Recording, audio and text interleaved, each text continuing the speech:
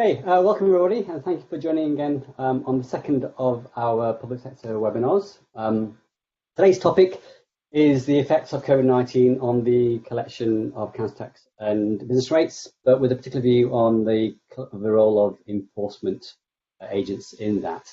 I'm pleased to say that we are again joined today by a great panel, and that this webinar has been organised in partnership with the IRV, whose Chief Executive, David Magor, is with us again today. We also have Nick Rowe, Assistant Director of Local Tax and Accounts Receivables at the London Borough of Ealing, and Jonathan Woolridge, who's the Head of Revenues at the London Borough of Redbridge. I'm also pleased to say that we have Jamie Waller with us today, who is an entrepreneur, philanthropist and investor, and also the Chairman of Arum as well. So before I go and do some more of the introductions to the workshops, perhaps I could ask those panelists to briefly introduce themselves to the people who are joining us new to this panel. David, can I start with you? Could you just give us a few minutes introduction to yourself? Good morning, everyone. Good afternoon, everyone. My name is David Magor. I'm the Chief Executive of the Institute of Revenues Rating and Valuation. And for those who know the Institute, we are an organisation very much involved in the collection of council tax, and I am very much looking forward to today's event. Thank you. Nick, over to you. Yeah, Nick Rowe, Assistant Director for Local Taxation at London Borough of Ealing. 35 years in local government, majority of which have been working in local taxation. Also a National Council member for IRRV. And much the same as David, looking forward to getting involved in the discussion and debate this afternoon. Thank you. Jonathan. Good afternoon, everybody. I'm Jonathan Woolridge. I'm the Head of Revenues for Redbridge Council in East London. I'm really looking forward to this afternoon session. If nothing else, but to listen to David again. From the last session we had was fantastic. So I hope that we all get this opportunity to learn from David. I agree. I just will need to hand over to David and let him explain and tell us about it. A good hour. Thank you. And Jamie, finally, please, you're new to our webinar this week, so perhaps you could tell us a bit more about yourself and your role. Yeah, absolutely. So Jamie Waller, I'm the chairman of both Just and Arum. Spent 23 years working in the enforcement of debts and mainly all business to government. So I started my career as an enforcement agent, or a bailiff as they were once known. Went on to set up a bailiff company of my own, age 21, called JBW Group, now the second largest group of bailiff companies in the country. And I sold that business to a large firm of outsourcers in 2017. Since that time, I acquired Arum and set up Just, which is a new to market enforcement market integrator, but particularly concentrating on the utility sector at the moment. So how do you build an integrator that brings together best practice and delivers a sort of a one type of solution, regardless of where a debtor might live? Great, thank you. So let me just give you some of the usual housekeeping stuff that we go through. I'm hoping you can all see and hear us. If you can't, please drop a line to our moderators and we'll try and solve any problems that you might have. You won't be able to see or hear each other because we've turned that off just to try and focus the attention on the panelists. If I could, just in case your microphone isn't on mute, please can I ask you to put it on mute. Panelists, you're fine. Please leave yours on. Be okay. Okay, we are very keen to hear from you, so you should all see on the right-hand side of your screen a Q&A button. I'm already seeing we've got some questions coming through, which is great. So please feel free to ask questions as we go along, and I'll try and bring some of those in through this. We've also got some polls to run today, like we did last week, to hear your views as well, so we should be running those as well, so keep an eye out for those. And finally, we're very keen to hear your views about the workshop itself, and thank you for those who gave us your feedback after the last session. We had some very good feedback, and in response to some of the comments, we've increased sort of the scope of this session today to business rates as well as council tax, because the topic, I think, probably deserves that. And we'll also be trying to run more polls through the session again in response to your feedback. So please, at the end of the session today, you'll have an opportunity to give us more feedback. So we're very here to. So before we get into the discussion, I'd like to just perhaps share some thoughts in terms of context. So Hannah, can we move forward to the first slide? So I've been trying to look this week into, well, what's the situation out there? What's the reality that we are currently facing? Clearly, there's lots of opinions and lots of views, but what evidence, what data do we have? And this is a graph taken from the most recent report by HM Treasury on the state of finances. And as you'll see, this just charts the collection of council tax receipts over the last 4 years by quarter. And the key thing you'll see there is that the trend in previous years is continuing. And quarter one is often the worst quarter, or is always the worst quarter. But quite importantly, we haven't seen a big drop-off in council tax revenues. Move to the next slide, please, Hannah.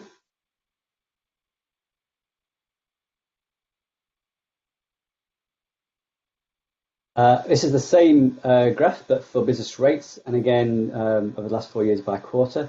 The same trend that we're seeing in previous years, we've seen again, with quarter one being the worst one, and actually not a huge difference in terms of drop-off from previous years.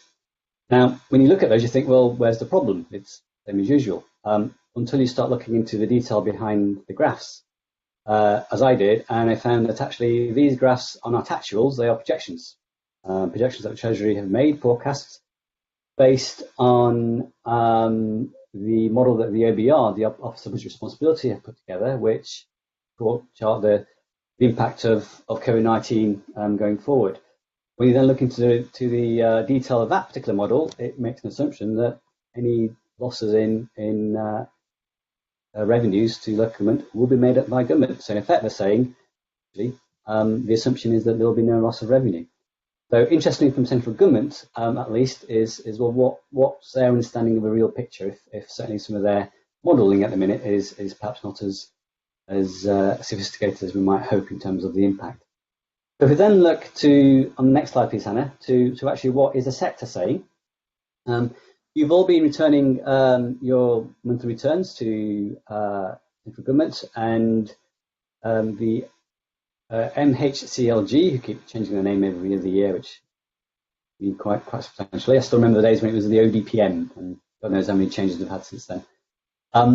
We have a report here that was published, I think, on the 21st of June, which is a summary of the data that councils submitted back in May.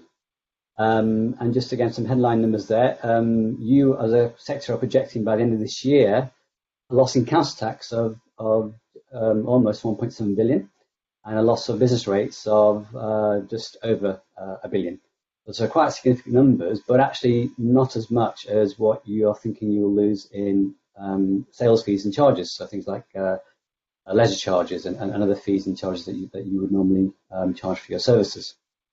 So interesting that the sector are saying that's obviously going to be a quite significant impact.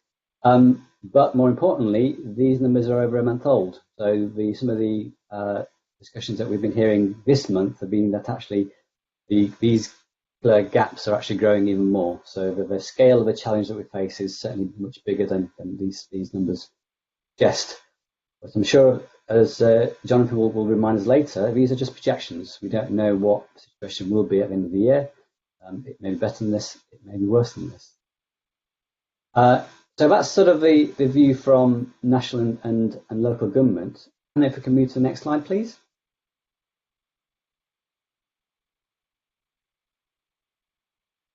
Step Change produced a report a few weeks ago, which is based on a survey that they ran. And this tries to show the perspective of the people, everyday people, the debtors in particular, in terms of what we are seeing. So some key numbers there that are some quite big numbers, some quite scary numbers sometimes, but 40 million people have been negatively affected by coronavirus, of which 3.4 million people were showing signs of difficulty even before we got into this. 820,000 people are already saying that they're falling behind on council tax bills. 970,000 people, most importantly, who were previously not in any problems, expect to be in more problems going forward. The data that Step Change achieved from their survey was actually quite similar to the survey that we ran last webinar with YouGov, where essentially we found that 25% of respondents felt that they would struggle, and likewise, Step Change found that 28% of their respondents said that they would struggle with debts going forward. So it is quite a challenge from the personal point of view, and we then consider 1 in 10 renters are falling behind in their debts. 2.7 million people taking some form of payment break in terms of either their mortgage or some of their other debts. Actually, what we see here is not only some severe vulnerabilities now, but potentially a lot of problems being stored up for when at some point we all hopefully get back to normal, and everyone starts to demand payment of some of these debts that perhaps haven't been paid over the course of the last 3 or 4 months. And we certainly know from what the government have suggested that furlough scheme will end in October. And certainly in the UK, I think in England, I believe off the top of my head, something like 6.4 million people are on furlough at the moment. So some quite a big sort of group of people there who could potentially be impacted once furlough comes off stream. I think that's the last slide, please, Anna, if there's any more, just check.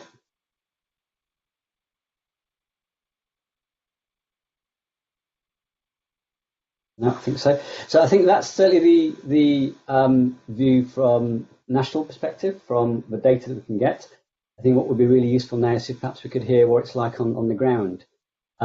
Nick, Jonathan, can I ask you to perhaps just share your experience at the moment? What are you seeing on the ground? What are you doing in terms of trying to address some of these problems of trying to collect revenue in some very challenging circumstances? Nick, would you mind starting off with your experience dealing? Yeah, I mean, I think from a local authority perspective, we are used to being in a financial mess to a certain extent. I think, government cuts on local authority budgets have happened for years and years. So, we've lost, I think, something crazy like £143 million of government grants over the past few years. So for every pound we used to get, effectively, we're getting about 36p, I think it is now. So we are used to this, but COVID has just thrown everything up in the air. We're estimating for Ealing Council there will be a funding gap of around 40 million for this year. And I think a significant part of that is going to be on local taxation, and that's council tax and business rates. And I think we talked last time that we need to start collecting, but we know these households are suffering severe financial hardship in many cases. So it's trying to get our collection strategy in line that allows us to take action that is seen as proportionate to the debt that's owed by our customers. And I think that's hopefully some of the issues we'll come on to today and discuss about how we're going to be tackling that. Thank you. Jonathan, what's the view from Redbridge? Well, I can only share the view that Nick has. I mean, it is unprecedented times to use the overused word of the year, but I think just to pick up on the fact the proportionate amount the proportionate amount of effort that we put into enforcement now needs to come to the fore. I mean, for Redbridge at the moment, we're really looking at how we can adapt all of our services to protect residents from the onset of a recession, which is undoubtedly going to affect their pockets. But over the last few months, we've had a lot of contact from a lot of vulnerable people. We've supported so many people, and at a great expense, because we're reporting, as you've probably seen in the news, huge losses across all local government, but in particular for Redbridge. We're talking of a tune of £60 million is the gap that we're talking about, and through all of the work we've done, we've captured a lot of information from the most vulnerable people. So us, for the moment, we need to go back to capitalise on that contact we've had, capitalise on that data that we've managed to collect, and now use that in our proportionate response back to collecting the council tax. As it stands at the moment, we are keen to get that enforcement process working again, and we've done as much as we can. I guess we might come on to some more about that, but I think for the moment we've got to be making sure that we're working as smart as possible, utilising all of our tools whilst keeping our costs down, because that's just, there's just no money. Thank you for that, Jonathan. Jamie, you obviously talk to lots of businesses in your role as an entrepreneur, and also you are involved in lots of charities and other philanthropic activities. From your perspective, what do you think the businesses and the public in general are expecting from local authorities at this point? Do they expect them to collect outstanding debts, or perhaps take a different approach? It might be better that I share some of more relevant experience from the energy sector at the moment. So Just work for some of the biggest energy suppliers in the country. So we manage their enforcement services, so their bailiff contracts. And what we are seeing there is they're not too dissimilar to local authority in the debt type, utility debt and the sort of households that they're having to collect from. And they've built their entire collection system around having access to enforcement. So to have that just removed from them all of a sudden has been very, very painful, and debt has been building up quite significantly.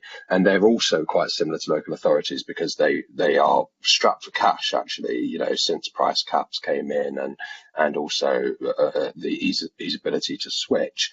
And what we're seeing there is that they want to start enforcement again, and actually will start enforcement again. So the regulator has now given that green light, and there was questions over if they would allow enforcement to restart in this calendar year, but they will. But they do absolutely demand that it looks different to what it looked like pre-COVID-19, and I think that's what people are going to expect. I don't think there will always be people that expect enforcement to be dumped and never used, but those people aren't being realistic. And we all know that if you don't have enforcement, then compliance declines. So I think what people expect, and I don't think it's an unfair expectation, is that when somebody presses go again on enforcement services, that they can justify why they are doing it. And I think the best way to justify why you are doing it is to show that the manner in which it's done has changed, to take into account that the world is a different place. And I can give you some specifics on that a bit later on some of the stuff that's happening, what that change might look like. Okay, thank you. As the panelists have been talking, we've run our first poll, and the results are in. The question was, should local government proactively use BES to collect outstanding current council tax and business rates debt? 82% of respondents agree that local authorities should, but 18% don't. So David, perhaps could I come to you and say, well, what's the argument for not using bailiffs at the moment? It tends to be a political argument or a member-driven argument. I think the elected members are very wary of how they handle their public at the moment, because obviously everybody's in difficulty. And I think we're seeing the typical response from local authorities. I think members are getting more directly involved in the collection process, and I think that will get worse. I think members will see their local communities beginning to suffer, and I think they will expect their officers to take the appropriate action to ensure that the burden is not too great. It's interesting because listening to Nick and Jonathan, we are in the early days of this. We're only 3 months into the current financial year, and of course the real pain of COVID-19 and the recession that's obviously going to follow has not been felt. When furlough comes to an end, we don't know at all the impact of that termination. Will it lead to thousands and thousands, millions of redundancies? Have employers just put people on furlough just to hold them for a while, and then as soon as furlough ends, we'll see masses of redundancies? That could have a dramatic effect on local authorities, both in terms of their council tax reduction schemes, their council tax collection, and of course rent collection and all the other associated issues. But I think it's even worse than that, because the wider effects are the impact of the economy. Is the economy are we going to see an instant recovery in the economy? And so will there be more jobs around, or will there be less jobs? It's awful nowadays. When one turns on the news, you just wait to hear who's going to be the next major employer to reduce their number of employees. And of course, this morning we had Airbus. And who would have thought that Airbus would start to run into difficulty? But there again, when you look at the trail, it's logical that they're bound to. If there's no international travel, the airlines are all suffering, they're going to need less planes, and that's where things start to get really dramatic. And I think if you take that down to a lower level, local businesses, local industry, you're going to see retail not necessarily recovering as quickly as people hope it will. You're going to see bigger factories laying people off because there's not the market for their products that there used to be, and that will have the knock-on effect of the individual in a household not having the money to pay their council tax. So I just think we're at the beginning of a tsunami, and I don't think we've got the real effect of that yet.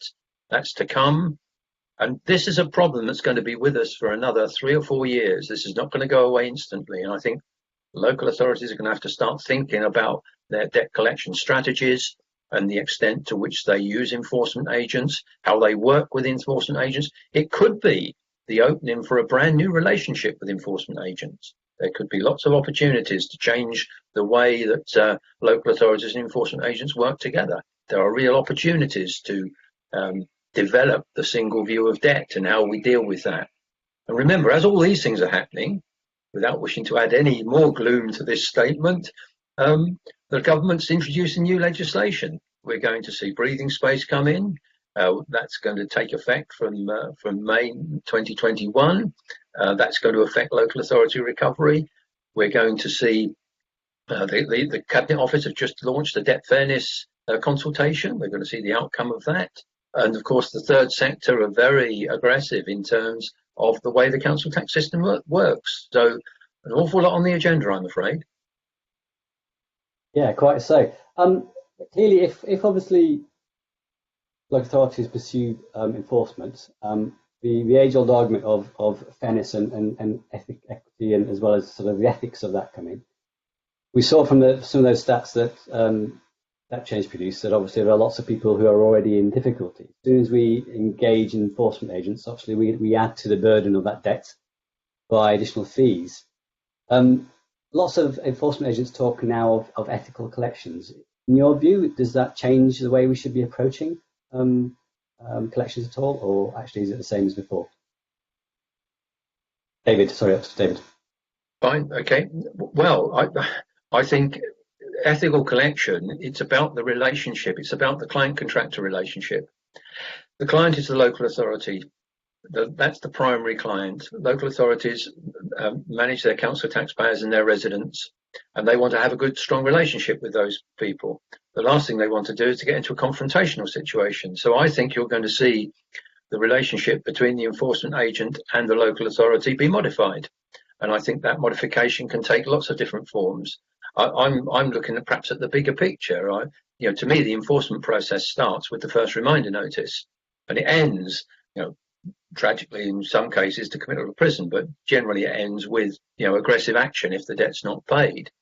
What we want to do is to look at that broad process. That's the reminder notice through the magistrate's court, looking at the various remedies, and then coming to a conclusion, drawing those things together and saying, how do we help people? How does the enforcement industry work much more closely with the local authorities to have a much smoother and more productive relationship?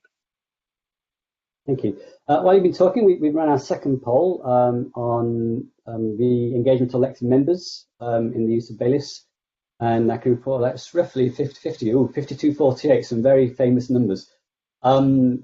52 who have not yet engaged their elected members in discussions around the use of bailiffs, and 48 that haven't. Nick, David spoke there about perhaps changing the approach to collections from what might have been a standard approach not so long ago. How have you and Ealing changed your approach to or the relationship with your bailiffs?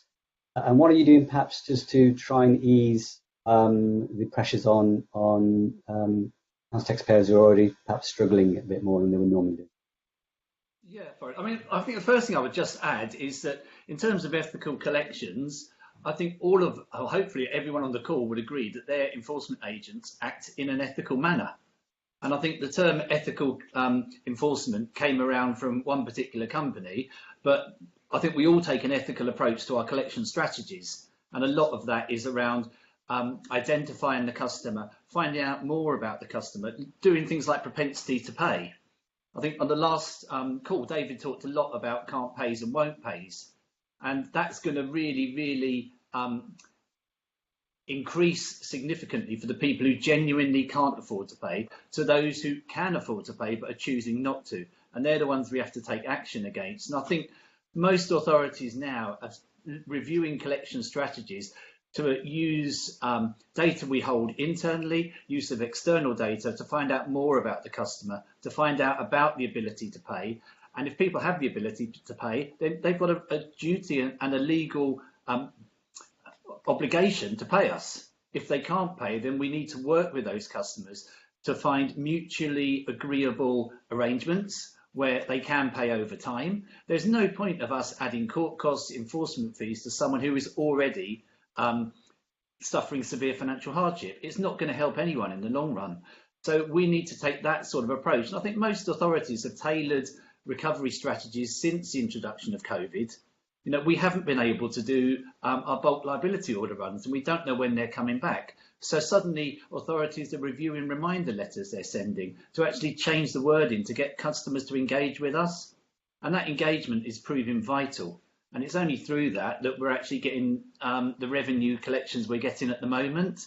And I think that's a lesson we're going to learn, that our recovery strategies probably need to be more tailored than some of the more traditional conveyor belt recovery approaches that local authorities took. Thank you for that. Jonathan, what's your view on what Nick just said about sort of amending the way you do things, using data to be more targeted in your approach?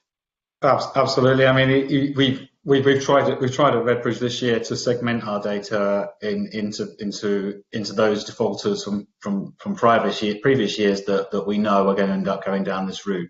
And sadly, they're in that situation whether there was a pandemic or not. I think it's for us, though, as I said before about the data that we've tried to collect over the last few months, I think there is a change in the relationship with us and the enforcement agents that David alluded to. We're now seeing that we're trying to identify so many more vulnerable people before it gets to the EA. But actually, if the EA is knocking on the door and discovering that someone's vulnerable, then we've failed, because the local authority has so much information at its disposal that actually we ought to be knowing who our debtors are in a lot better way than we really do. So if we are looking at how that relationship between the two parties works, it almost needs to come together that you have the EA working closely with the local authority to develop that final part of the jigsaw, perhaps in the final part where you have the EA knocking on the door, completing that circle. But it would already be for the local authority to identify these vulnerable parties early on and intervene with them. It almost feels like we failed if we have got to that doorstep and not had a chance to do that. We've seen now so many more people contacting us with the circumstances that we probably weren't aware of in the past. And I think having done that, we can get to a position where we can define what's vulnerable and how we can ethically treat those, or more fairly treat those residents. And Nick's right, the cost problem, the whole local authority governments and the funding of local authorities needs to be brought into the equation as well, because of the way in which we add our costs on and how the local authorities are financed. It's perverse that if we do well in collection, we're going to have a budget pressure in trying to square our own internal finances. So we need that amount of debt enforcement and costs being added on in order to survive. So I don't know how we would survive if we were not adding those costs. But Nick is right. There's little point in adding those costs on if we're not going to collect them, and it's actually making that problem a lot worse for that debtor, that resident. Okay, thank you. Jamie, Civia, which is the Civil Enforcement Association, announced a while ago some changes to their procedures of their members, at least, to try and address some of the concerns that people are raising now in terms of bailiff behaviour. So some of the changes that they've sort of raised are doing some pre-visit letters, doing more on vulnerability, as the panelists have suggested, perhaps giving more notice of visits before they take place. Do you feel that's sufficient in terms of responding to the new world that we're in, or from your experience, should they be perhaps doing more, or indeed perhaps should local authorities be doing more to help the bailiffs do their roles? Well, I think the proposals for. Sorry, Jamie. Sorry, David. I thought that was me. Carry on. So yeah, for my opinion, I think Civia have done a good job, and we must remember they're a trade association, so they represent, maybe a business that's just 2 people and a business that's 2,000 people. So while some people have publicly criticised them, saying they could have done more, they probably couldn't have done more and been a fair representative of their membership base. So I think they've done a lot. I think a lot of the things that they have offered, one might say, actually are just what the regulations require you to do anyway. If you detect vulnerability, you should stop, etc. But I think in the main they have done a very good job, and they've got a difficult task because the likes of Step Change and the CAB, etc., are never going to come out and pat them on the back regardless of what they do. But there's always more that you can do. I think where the creditor, so the local authority, could potentially do more to assist the entire process, but it's difficult in local government, is around this sort of central view of a debtor. So, I was talking about the energy sector earlier on. I've been very surprised with the way the energy sector have dealt with returning to enforcement, which is that they have taken it upon themselves in the main to say that if we were to, rather than all use different suppliers, use a global supplier that held the data, then that would be less fees passed on to the debtors because the regulations require the debts to be grouped together and collected at the same time. The order of priority on which creditor gets paid first is determined by the date the court order is issued to the bailiff, so that's taken care of, so that's good for the creditor too. And ultimately that's their big justification for being able to return, because what they then say is, well, we've changed the service to, all using a mixture of suppliers, to using one central data holder, which means that the debtor's being charged considerably less. We are recovering our principal amounts considerably faster, and ultimately the process has changed from what it is today, or what it was pre-COVID-19, which is sort of a first past the post wins, where you got, even within one local authority, you might have 5 different bailiff contracts, right? You might have 1 for business rates, 2 for council tax, and 2 for parking. Well, that could be 5 different bailiffs turning up at the same debtor's address, charging 5 sets of fees. And because the bailiffs are only paid if they're successful, it creates an overzealous approach. And I'm not saying it's an aggressive approach. I think the enforcement companies, as Nick said, have done wonderful over the past 20 years in the way they've changed. But unfortunately, the incentives are wrong. The incentives are that if you don't get paid, if you don't get the money, you don't get paid. And if you know that in 10 minutes time, a bailiff could turn up from a different company for a different debt owed to the same council and get that money off the debtor before you manage to get yours, then it creates the wrong behaviour. And one thing I wouldn't mind just leaving a bit of a thought on, and maybe we can come across it a bit later once people have had the time to digest it. I think the biggest fear about enforcement at the moment, and I've not heard anyone talk about it, but I've been thinking about it and doing some research on it over the past month or so, is that there's 2,500 certificated enforcement agents in the country, of which approximately 85% of them are self-employed. Of that 85%, if you take a quick search on LinkedIn this afternoon and search the term enforcement agent, the commentary from these people is that they are starving alive because they happen to slip out of the government support scheme. They weren't employed, so they didn't get furlough. They hadn't been self-employed for long enough to get full entitlement of benefits, etc., etc. So One of the things that certainly we have been focusing on in the utility sector of recent is how do you handle financially vulnerable enforcement agents who are paid on commission only, in the main, 85% of them, visiting financially vulnerable debtors? And what environment is that going to create? And I think that is, we don't have an answer for it, but I think it's an interesting thing to consider, because I think, again, the regulations and the incentives around enforcement were not right pre-COVID-19, and they're certainly not fit for purpose post. Very interesting view. I'll pose some of those questions to David in a moment, but just before I do, we've had another poll, and the majority of people perhaps are either not sure or don't believe that the changes introduced by Severe are going to be sufficient to address the concerns. I suppose one concern might be just about volume, Jamie, that, as you say, some of these activities should have been taking place anyway in terms of looking for vulnerability, perhaps doing pre-visit checks before you go. If the situation, as happens at the end of August, the taps turn back on again and lots of authorities start using their bailiffs, do you think the bailiffs have the capacity to cope with that demand, and they'll be able to actually live up to some of these higher standards of behaviour that they are now signing up to? What pressures are you seeing within the market that perhaps might prevent that?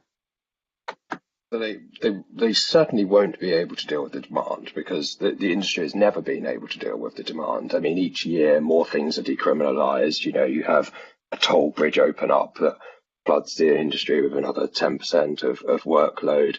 There's always actually, so I became a certificated bailiff in 1998. And when I became a certificated bailiff, there was 1,900 certificated bailiffs. There are only 2,500 now. It's always been around that 2,000 mark. And what you've seen during COVID-19 is a lot of these people have gone off and got alternative jobs because, you know, that they've had to survive.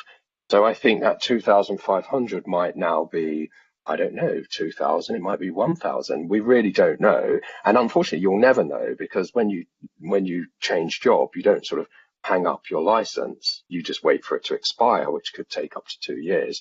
We won't know the impact of the supply chain when actually we need to know it. But what we will know is that the demand is going to increase because there's been a backlog, right? And not only has there been a backlog, more people are going to suffer. So I think the industry itself has a lot of challenges to overcome on how is it going to recruit and train people. While it's doing that, how does it control its own agents to ensure that they are not overzealous in their approach because they are determined and have this massive desire to start making money again themselves. I think that is the challenge that the industry has, and ultimately the local authorities have, because if that behaviour is overzealous, then ultimately it's going to reflect badly on them. Thank you for that. David, Jamie suggested a different approach there to sort of tackling or the use of bailiffs in tackling or collecting debt. And you alluded to earlier to this single view of a debtor.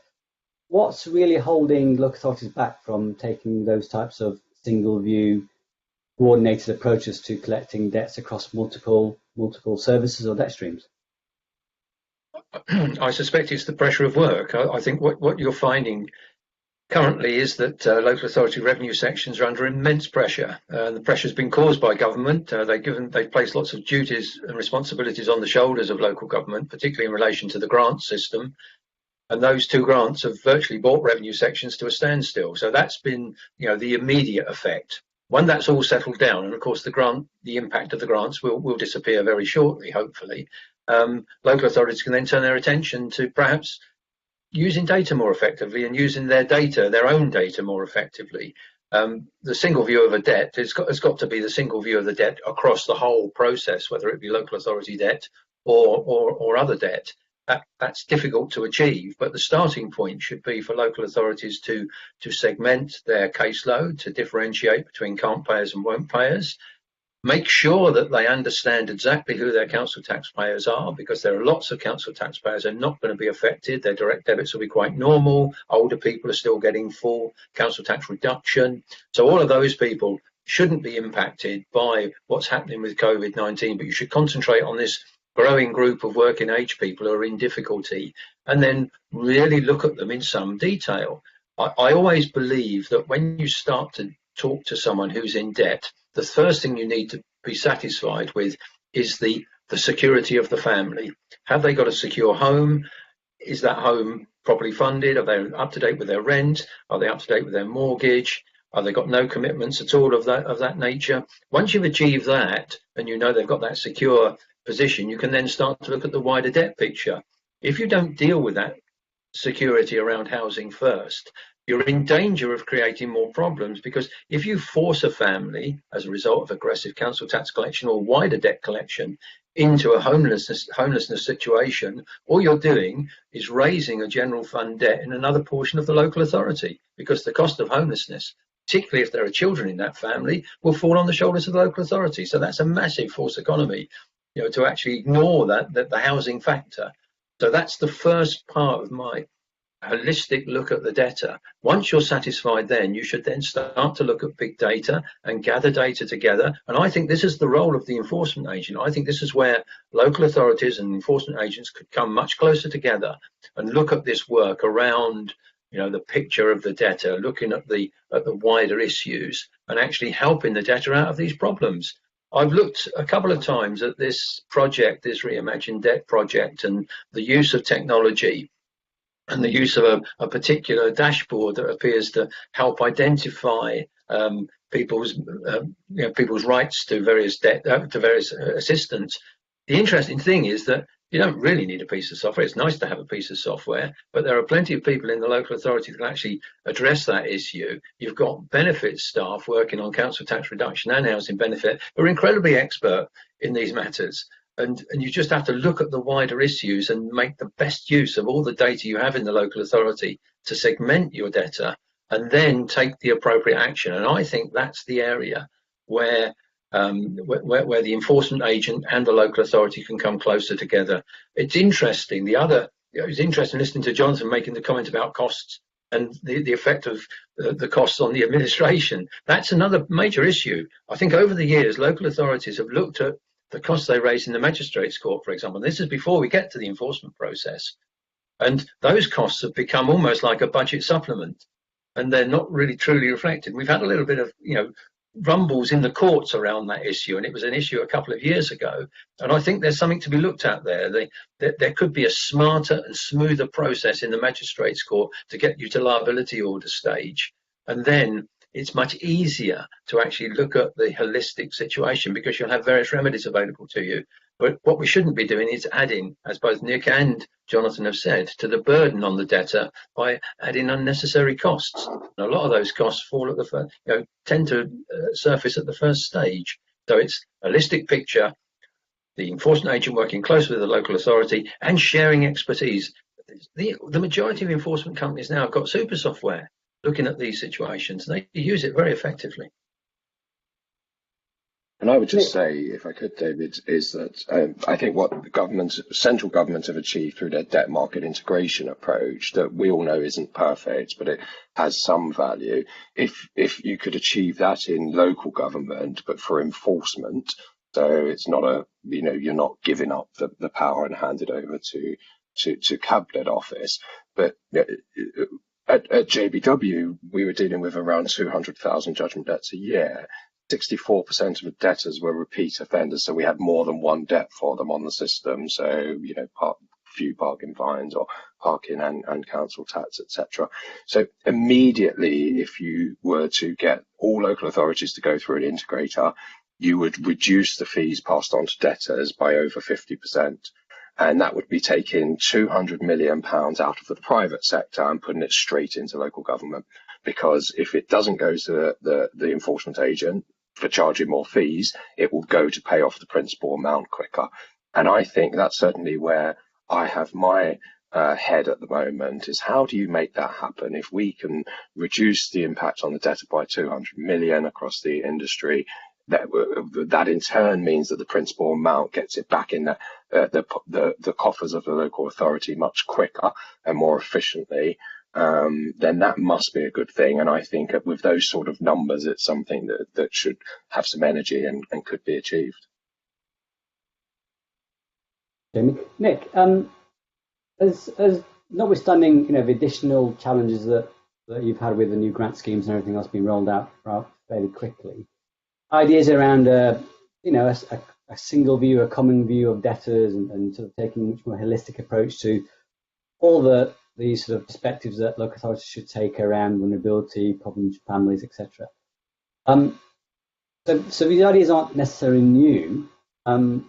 What's sort of stopping you at a local level from actually exploring that concept that Jane was talking about in terms of bringing all your debts into one place, placing them with a single enforcement agent, and trying to gain efficiencies both for you and also lower fees for your debtors? What's really stopping you at a local level, sort of exploring those types of new ways of working? I think the answer I would say is most authorities are trying to work towards that solution, and with varying degrees of success. I think a lot of the issues are historical. You have council departments that for many years, and I think this is changing now, worked in silo mentalities where the parking department didn't speak to the revenues department, crazy situations. And I think those times are changing, but you do still have historical arrangements, historical contracts set up, and also working relationships where people are happy and contented with the enforcement agents they've used for a number of years who know the patch they work on. And you quite often find someone who knows the area, knows the debtors, is a significant step forward. I think in terms of data sharing, we could still do more. There are still some legislative barriers that I would like to see eased around the gateway to internal data sharing. I think there is certainly more could be done around external data sharing. At the last talk, we spoke about the HMRC data and the pilot that's commenced for that. That would make a significant impact on local authorities' ability to identify a customer's circumstances. At the moment, as we talked about today, often the way we find out most about a customer, apart from our internal data, is by speaking to them. So the more we can find out before we have that conversation, we're pre-armed with that data. It makes it far easier to get down to those conversations with the customers as they contact us. So I think there could be more done around legal gateways, as well as local authorities reviewing internal practices as well. Thanks for that. Jonathan, is those things that Nick mentioned sound familiar, or are there some different challenges that you face in your locality? Well, the single view of debt has been tried in many places, in many different incarnations, I think, for several years, and there's some authorities that are really making better outcomes from that than others. I think there needs to be the will to overcome those hurdles that Nick talks about, and we really need to be challenging both government on the use of data and challenging each other on those protections that we've built over the years. I mean, it's a bit like you would never build a local authority today to look like it does. I mean, it's so inefficient. We need to be able to bring the housing team to work with the council tax team, with the parking team, with the sundry debt team. They should be, why are we replicating 4 or 5 processes in the same silos? Yes, there's some separation of the debt types and the priorities of debts, but that's where it becomes difficult. If you were building this from the outset, you would have overcome those issues in building it together. I think for me that we've got now an opportunity to look at this both internally and externally, and bring that best of breed together. We've seen local authorities so we've seen enforcement agents doing a lot of work in understanding our debt, because they're dealing with the parking debt and they're dealing with the council tax debt. So they've managed to bring it together. So why can't we do that internally? I have one reservation though. I mean, whilst it all sounds great and we ought to be doing it, this isn't a barrier, but it does strike me that the more intelligence that we have within the council tax team, if you just take one, would we be as successful in collecting what we've collected? So the more data we know about somebody might put us off making those decisions that we have been making. Now, that's a difficult one to sort of square, because in some respects it's the right thing to do, but actually for me, my own personal targets and the local authority objective is to raise that council tax. Is it just to create more awareness of our vulnerabilities? Because that's not going to collect our council tax, and it's not going to change the budget outcome. Budget has still been set at that number. So I don't know how we're going to balance that, but it is. I'm more questions than answers, I reckon. As always. Interesting point though, which is about the use of discretion. So I mean, we've seen lots of the policy areas, central government saying actually, local authorities should be taking more discretion over the way they run things. And some of the changes to business rates has been are designed to actually try and do that if they ever come to fruition. But in your sector, how hard should you push? Where should you use your discretion? And should anything ever be off the table when you start collecting debts, do you think? So, you separate the two vulnerabilities. I mean, the council tax vulnerable residents at the moment are being quite well looked after. Those are already receiving some CTR. In some authorities, you've got the postcode lottery that we know so much about, that in some authorities, the most vulnerable are already supported with 100% of their council tax. In others, as in Redbridge, they're making a substantial contribution even when they're not working. That group that have been supported throughout have now been given an additional £150, when actually their circumstances aren't any different from what they were pre-COVID-19. So I think we need to recognise that if we've got discretions, we need to channel those discretions in the right place. And so far, I'm not convinced that we've actually supported the right cohort, because as we said in the last seminar, the cohort that I'm most concerned about, and David mentioned it earlier, is that group of the working age who are now either furloughed or unfurloughed and just don't know that they're going to be made redundant in a few weeks' time. We've seen it now. David mentioned the airline, but also high street chains are closing by the day now. So we're going to be dealing with that raft of people. So if we have got some discretion, how do we save our purse? Because at the moment we can start allocating some discretionary money towards their council tax. Yeah, that'll work. It's a bit of a sticking plaster for now. It doesn't solve the problem long term. This is we're only at the end of June, beginning of July today. We've got another number of months to get through where that money's got to last. We haven't got a bottomless pit, albeit the regulations mean that we do have to have a bottomless pit, but we can't afford it. It's unsustainable. I'm not quite sure what we're going to do there, but discretions need to be applied fairly and consistently. So I think we'll be a bit cautious about how we start to allocate some of that funding. I think we shouldn't lose sight of the fact that there are businesses that are vulnerable as well. But I'll pause for a moment. I'm conscious of the time. Okay, thank you. Let me ask David a quick question about that. And David, you mentioned the new Corporate Insolvency and Governance Act that's going through Parliament at the moment, and also with the introduction of breathing space sometime next year. These are all, as I see them, tools of sort of central government perhaps taking discretion away from local government. In terms of applying more top-down rules and regulations around how things should happen. Do you, as an institute, see it that way, or are you arguing for more top-down direction or guidance from government, or perhaps more bottom-up discretion for local authorities? Well, if I could just talk about one quick thing on council tax before I just move to business rates. On council tax, I am still mystified why the government got rid of council tax benefit. It remains to me the biggest mystery under the sun. It was a ridiculous decision. It was to create a false saving target for the DWP, and they were able to achieve it by dropping the expenditure on council tax benefit past the local authorities, and they immediately passed that extra burden to local authorities, and it was immediately financed from the 50% of the retained business rates, and the whole decision process around that was crazy.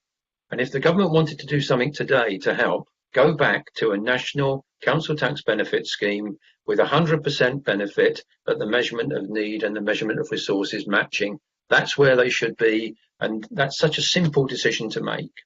Going on to business rates, I don't think the problems have really started yet with business rates. We've got a large chunk of the rating community who are exempt from their rate bills this year. So they've forgotten how to pay for this year. Next year they're going to have to be re-educated, and that's going to be tough, because they will close their accounts and they'll look at them and say, "Crikey, that massive rate burden, we didn't have to pay it last year. Now we've got to pay it," and that's going to be painful for a start.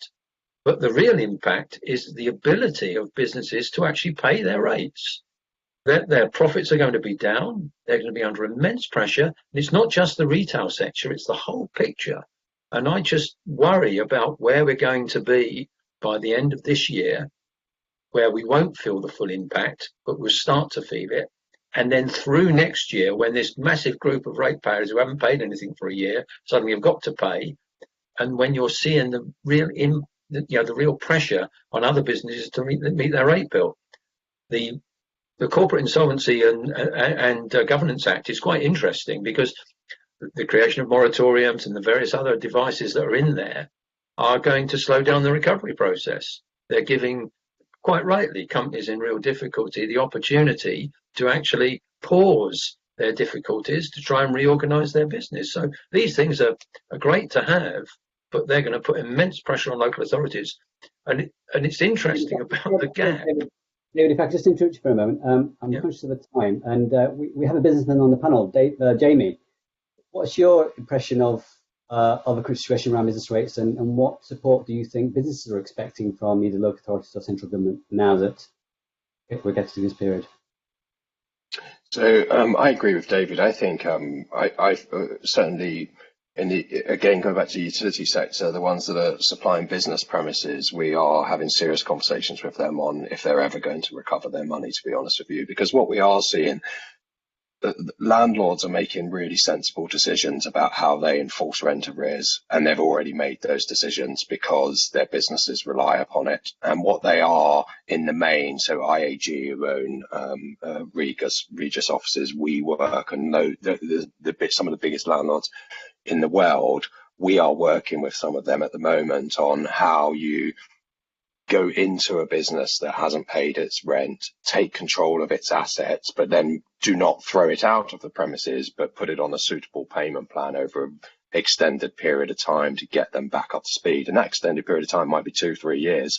Now, if that's the case, whenever an enforcement agent turns up with a business rate debt, or a water debt or an energy debt, they're just going to be told to go away, because what is clear and actually should be shared with the participants today is that on the 16th of March, it was lost in the noise of COVID-19, but there was a court of appeal case featuring Marston Group and JBW Group, where JBW Group lost the case, and the judge had reenacted an ancient piece of law from roughly 500 years ago that said the priority of debt exists when it comes to enforcement, which means that if you send your court order to a bailiff first, you are entitled to the money first, regardless of whoever gets there.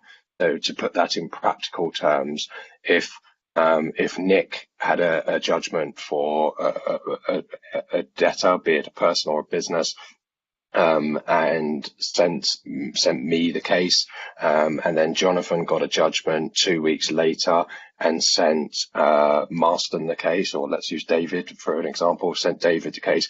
If David went out straight away and recovered the money, I can say to David, you've got to hand that money to me because Nick had sent me a judgment. I hadn't got there yet, but it's my money because I sit in priority.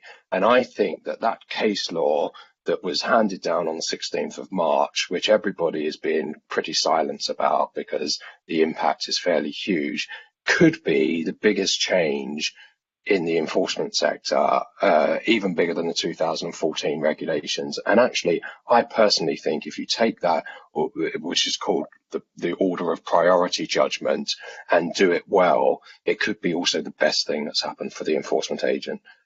the enforcement industry, because what it does is it stops this sort of, first past the post environment where bailiffs have to get their money and they have to get it quickly just in case there's another bailiff around the corner. It reduces the impact on the public by over 50% of fees will come straight out of the private sector and into the creditor's pocket, which means that creditors will get paid faster. So I think it's sad for some of the enforcement companies that are absolutely going to reduce in size because of this over a period of time. But I think the opportunities for creditors is immense, and I think it's pretty exciting. And I think we can share with the participants that judgment after this session for it. I can provide you with a copy of that. We just had a question about that, so I think that would be very useful if we could share that. On that note, so thank you for that, Jamie. It's a shame we've run out of time because that sounds like a very interesting development that would be useful to explore. On that note, can I thank you all for joining us today? Apologies, we are slightly over time. And also thank our panel, David Mago, Nick Rowe, Jamie Waller and Jonathan Woolridge for joining us today. Just to let you know that we have a final webinar planned in this series on the 15th of July. I hope you can be able to join us then. We'll send that information about that shortly. And also, again, at the end of this webinar, you should get a invitation to fill out a questionnaire about our performance today. So we do enjoy reading those comments, and you will have found this session useful. So can I bring this session to a close, and thank you all for joining, and we look forward to seeing you again in 2 weeks' time. Very much. Thank you. Thanks. Bye. Bye.